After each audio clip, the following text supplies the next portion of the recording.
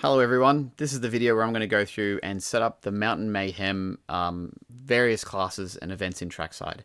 This is aimed to be able to teach you guys there watching, ideally the competitors of the event, how to be a race director like me without all the bells and whistles. The more of you that watch this video and become used to using Trackside, the better. It means you can all take turns and get a bit of experience with race directing. Now, don't be alarmed. You're only going to need to do this for the qualifying rounds because I'll be there and I'll be doing all the final stuff. So the tricky stuff will be left to me. This is going to be quite an unstructured video. We're going to do this inside and on the computer where I'm going to set it all up. And so I'm just going to talk through and set up all four of the events there and get them ready and run a few demo examples. Hopefully this all makes sense and it's pretty easy. I hope it is. Any questions though, just leave them in the video or hit me up in the pilots chat and I'll be happy to explain them. All right, let's jump in and get into it. All right, everyone, here we are on one of the race director machines. This one should be doing the 5-inch track, so I'll show you this as an example, but they're all going to be pretty much the same. If for any reason the machine is locked or it needs to restart, who knows? The username for this event will be Mountain Mayhem, and the password will be 2 lowercase m, so you can log back in, keep going. The only app you need to worry about is FPVTrackside. It will be pinned to the start bar. Just click on that. Takes a few seconds to launch. Don't smash the button thinking that it hasn't launched immediately.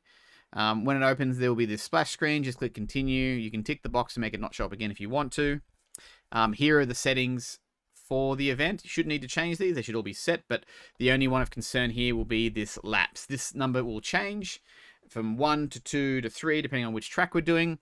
And the race length time of 2 minutes is the timer when the timer goes from a round. So 2 minutes, then finish your lap and land. That should be enough for everyone to get 2 or 3 laps, but if for some reason we might need to increase that to 3 minutes, depending on which track it is. So we'll see how it goes. These channels are not correct yet, but these channels should match the handbook for each of the tracks there. 4 or 6 channels should be allocated there. But for the demo, it's 8. Click open. Goes through this little process here, loads the theme, loads the UI. It's telling me that a dummy timer is active. If you see that, then that's a problem. It's deliberate for now because I am doing the demonstration. I don't have the timer plugged in. So over on the right here, you can see there is the DMY, which means dummy. If it's a lap RF, which is what you should expect, it should say 8-way or LPF or something like that, and it'll show the voltage. If this goes red, it means the timer's dropped out. Maybe someone's crashed into the gate and the cable's come undone or something tragic like that. You won't be able to run another race. You'll need to go fix that.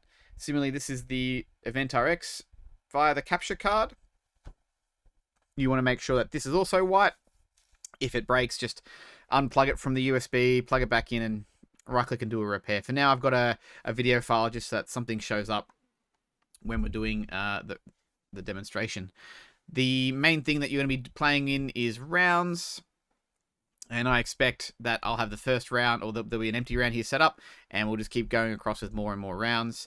Look around you, see who wants to fly, tell them a channel, and the whole process of what we're going to do is just drag and drop them into various channels. Hopefully they can all do it. I encourage the use of these channels here because it's much clearer RF and generally no problems with it. So say there's only seven people doing the 5-inch track initially. So let's do 2 groups of that. And if someone arrives, make sure you check in with the race director and say, hey, add me in, coach, put me on a channel. And then when they'd make the next round by clicking plus, which I'll show you a bit later, they can drag your name into the channel you want in the right group. I'm going to have the Microsoft David talking away and announcing it. That way everyone can just listen to that surly voice and hear when you're up. Next up, round 1 time trial 1. E440 on L6. So all we need to do is click start, Arm your quads. and the race will start. The tone in less than 5.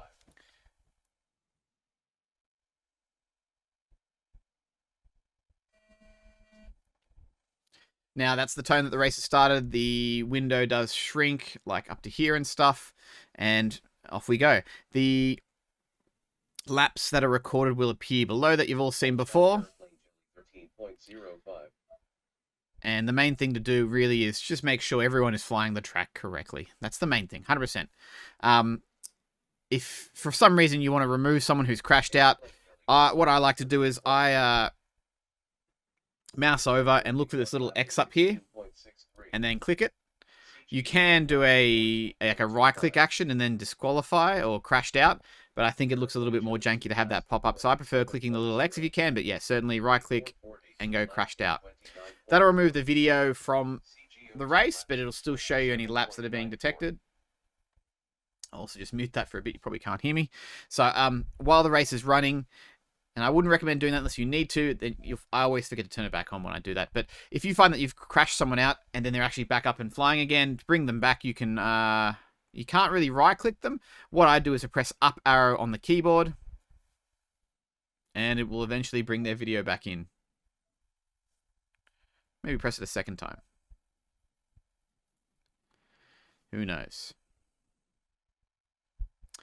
So laps in 27.93. Right. So if you want to disqualify a false lap, you can right click and go disqualify lap. The more subtle way is to hold control and then left click the lap.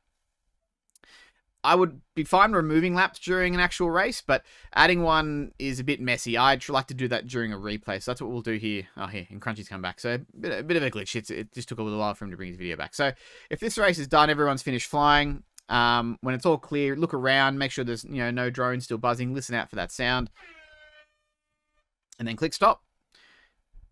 Now, I don't have the replay feature enabled. I'll do that for the next one, and I'll run one more. So let's just got to tick this box, that's all. And let's go to the next one. So if you find that everyone's good in this one, let's press start. And see, we've forgotten to turn off the voice. You can't hear it. Make sure everything here is white.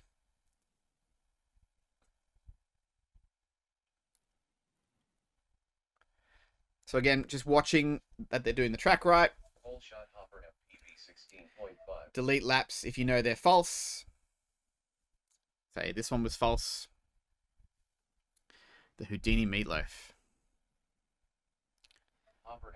One lap in 12.84. If everyone crashes out early and there's still time to go, just click stop anyway. If there's a fire, you can click emergency stop. Race over. Does sort of the same thing. Now, when you get to an end of the round, you can just clone the whole round. That's what I'd be doing. And if there's no changes, just do that. Click into the next race. But say someone's arrived and you want to add someone in. Maybe someone wants to change channels. You can move them around. So you can drag the paths to different channels. You can add people here. I think if you drag off, it removes them. No. If you want to remove a pilot, right click and just go remove pilot. Nice and easy. So, and then from here, just click into the next race you want to run and hit play again. Arm your quads. Starting on the toe. That's pretty much all there is to it. Not much more to add. I will show you the replay feature, though, just after this quickly, because you might want to make sure that we got some false reads from someone and we want to go fix them, or they crashed near the timer, or they didn't think it was right. You can go back and check it. So when a race is done, I'll let this go for another 10 seconds or so. One lap in 15.57. Aeroplane jelly, one lap in 17.01. Yep, that'll do. Race over. Doesn't have the feature. Alright, apologies for the janky cut to a very different looking trackside screen here.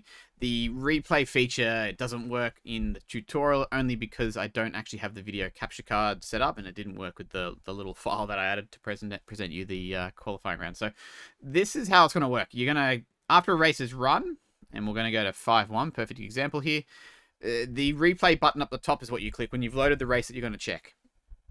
And what you're looking for is just to make sure that, the markers down the bottom on this timeline match up when the pilot is flying through the gate. So we hope that Spanner's whole shot here on the left lines up when he passes through the gate.